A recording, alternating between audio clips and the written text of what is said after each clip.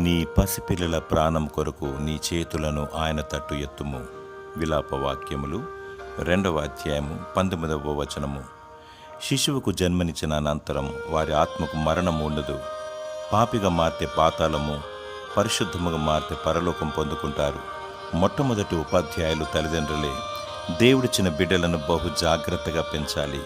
నీ పిల్లల భవిష్యత్తు విషయంలో నీదే బాధ్యత. వారు నా యుద్ధకు వచ్చుటకు ఆటంకపరచకుడి, ఇలాంటి వారిదే పరలోకం అని యేసు ప్రభు చెబుతున్నాడు. 2018 సంవత్సరాల క్రితం మీకోసం మీ పిల్లల కోసం ఏడుడి అని సెలవిచ్చాడు. నీ బిడ్డల కోసం కన్నీరు కార్చాలి. వారి భద్రత, క్షేమము, కాపుదల కొరకు మరియు వారి రక్షణ కొరకు ప్రార్థించాలి, గోజాడాలి.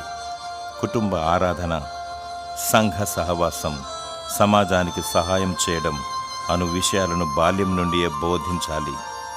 వేకువజాముననే లేచి నీ పిల్లల కోసం స్తుతించి ప్రార్థించాలి. దేవుడు నిన్ను నీ కుటుంబాన్ని అత్యధికముగా దీవించునుగాక. ఆమేన్.